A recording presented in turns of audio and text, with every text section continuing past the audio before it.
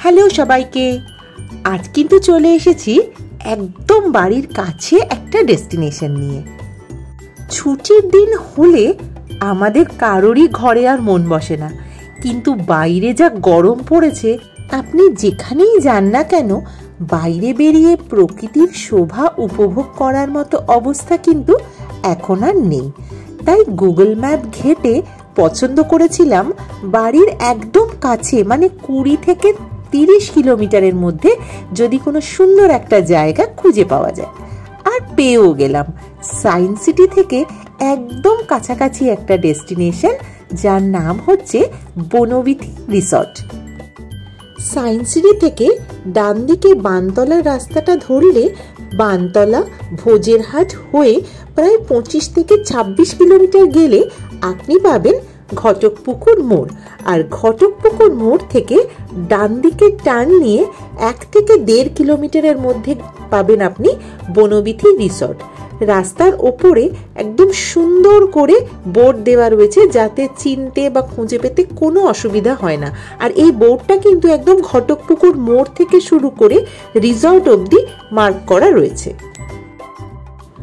আমাদের যাতায়াতের পথে আমরা যে বাসগুলো লক্ষ্য করেছিলাম তার নাম্বারগুলো আমি ডিসক্রিপশন বক্সে শেয়ার করে দিলাম।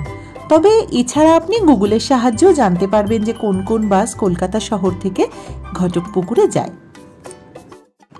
রাস্তার অবস্থা যদি বলেন, রাস্তা বেশ সুন্দর, কোনো রকম অসুবিধা হওয়ার কথা নয় গাড়ি নিয়ে গেলে। তবে ভোজেরহাট বা ঘটকপুকুর এই দুটো মোড় ভীষণভাবেই জনবহুল, সেখানে হয়তো একটু ট্রাফিক পেতে পারেন। তবে রাস্তার দুদিকে আপনি পাবেন প্রচুর পরিমাণে সবুজ, যেটা দেখে আপনার মন কিন্তু ভালো হবেই হবে।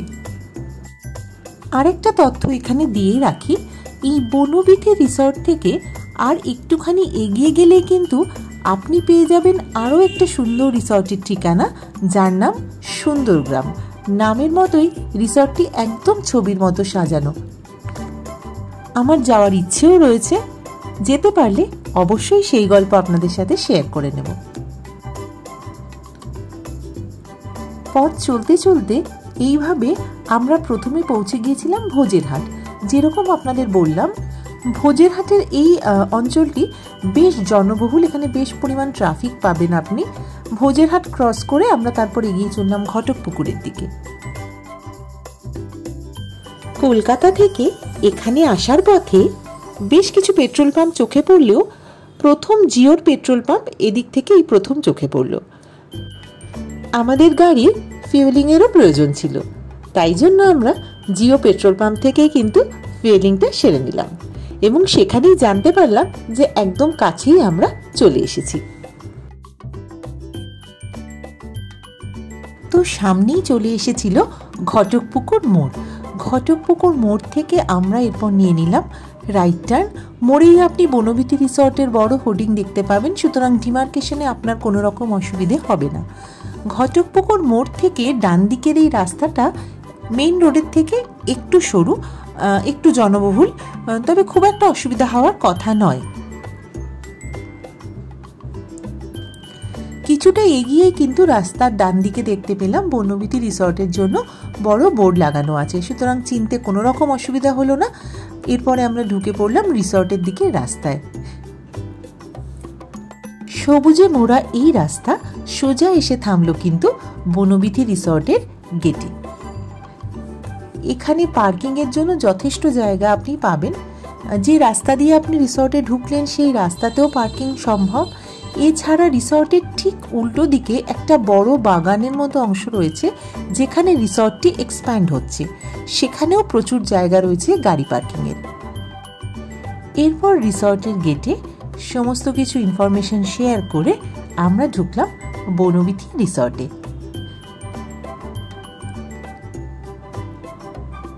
ছবির মতো সাজানো সুন্দর রিসর্ট, চারিদিকে শুধু সবুজ, প্রকৃতির মাঝখানে আপনার কিন্তু ভীষণ ভালো লাগবে রিসর্টে এলে।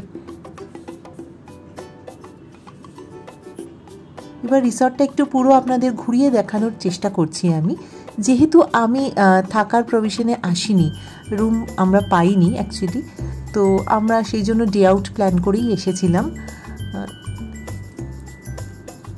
এই ডান দিকে দেখুন, এগুলো সব হচ্ছে থাকার জন্য কটেজ তৈরি করা।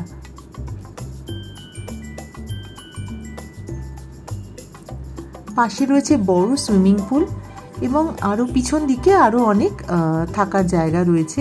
চারিদিকে বাগান, বাগানের মধ্যে ছোট ছোট চেয়ার টেবিল দিয়ে বসার ব্যবস্থা। দেওয়ালগুলো ভীষণ সুন্দরভাবে সাজানো, তাতে ছোট ছোট বাচ্চাদের সহজ পাঠ ইত্যাদি ছড়া লেখা রয়েছে। এবং এইভাবে হাঁটতে হাঁটতে আমরা পিছন দিকে, রিসর্টের পিছন দিকে রয়েছে একটা বড় গার্ডেন মাঠ এবং তার পিছনে রয়েছে খাওয়ার জায়গা বা রেস্টুরেন্টটা। এখানে রিসর্টের রেস্টুরেন্টটি বেশ বড়, সুন্দর সাজানো গোছানো। এখানে আপনি বাইরে থেকে এসে লাঞ্চ ডিনার করতেই পারেন। শনি রবিবার মূলত পাওয়া যায় বাফে, অন্য দিন এলে আপনি আলাকার্টা অ্যাভেল করতে পারেন। তবে আপনি যদি এখানে রুম নেন তাহলে আপনি যে কোনো সময় আলাকার্টা অ্যাভেল করতে পারবেন। দেখুন একদম কর্নারে বসার জায়গাটা কিন্তু ভারী সুন্দর করে সাজানো। আপনি বন্ধুবান্ধব নিয়ে এসে বেশ সুন্দর এখানে এনজয় করতে পারবেন, লাঞ্চ ডিনার যাই করুন। পাশেই রয়েছে একটা মকটেল কাউন্টার, সেখান থেকেও আপনি অর্ডার করতে পারেন। এখানে বাফে প্রাইস পার পারসন 1100 টাকা ছিল আমরা যেদিন গিয়েছিলাম।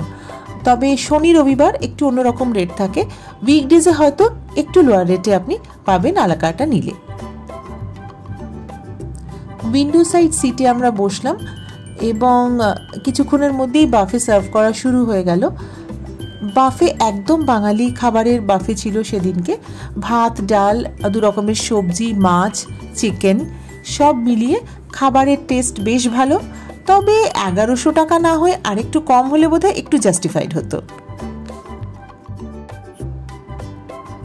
যাই হোক, তবে এই গরমে একদম খাঁটি বাঙালি মেনুর সঙ্গে সবুজের সমারোহ দেখতে দেখতে লাঞ্চ করতে মন্দ লাগলো না।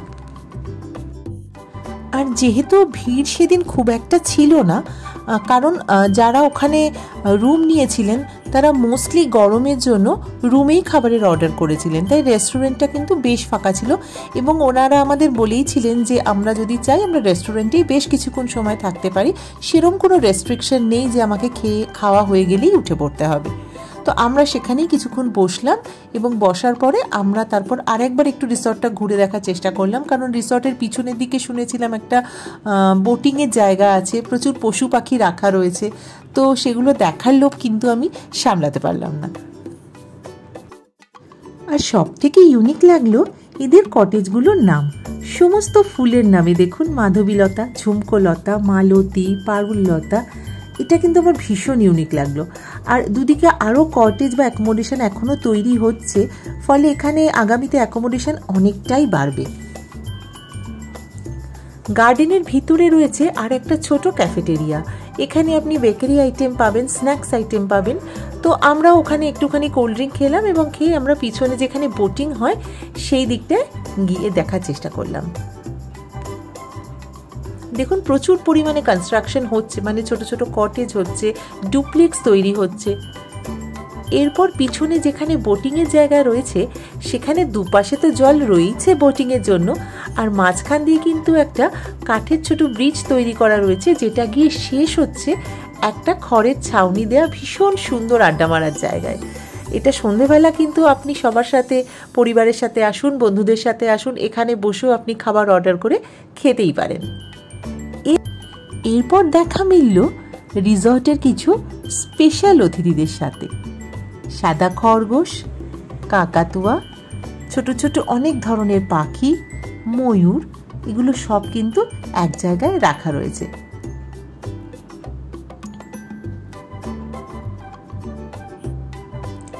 এর পিছন দিকে যে অ্যাকোমোডেশনগুলোর কথা বলছিলাম, যাদের নাম, ঘরের নামগুলো ফুলের নামে, সেইগুলো দেখুন ডান দিকে রয়েছে। ঝুমকোলতা, কনকলতা, মাধবীলতা, এইগুলো সমস্ত কটেজগুলোর ছিল নাম।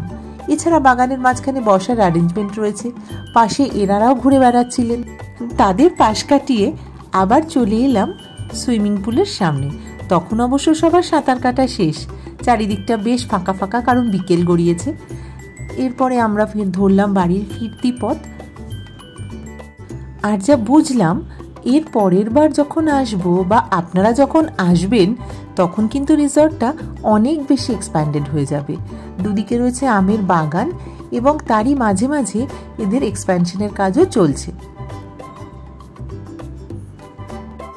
অনেক সময় আমরা খুঁজি এমন একটা জায়গা যেখানে গিয়ে আমরা সকালে গিয়ে সারাদিন আনন্দ করে কাটিয়ে রাতে ফেরত চলে আসতে পারি, সেটা বন্ধুদের সঙ্গেই হোক বা পরিবারের সাথেই হোক।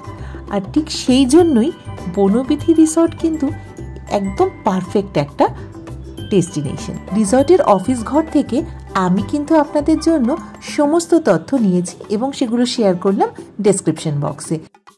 আর এখানে কিন্তু ডে আউটের জন্য আপনি একটা সিঙ্গেল রুম বুক করে 10-12 জন সেটা অ্যাভেল করতে পারেন যদি আপনি ডে আউটের প্ল্যান করেন। আজ এইটুকুই। ভিডিওটি ভালো লাগলে লাইক, কমেন্ট ও শেয়ার প্লিজ করবেন। সাবস্ক্রাইব করা না থাকলে সাবস্ক্রাইব প্লিজ করবেন। আবার দেখা হবে নতুন কোনো জায়গায় নতুন কোনো গল্প নিয়ে।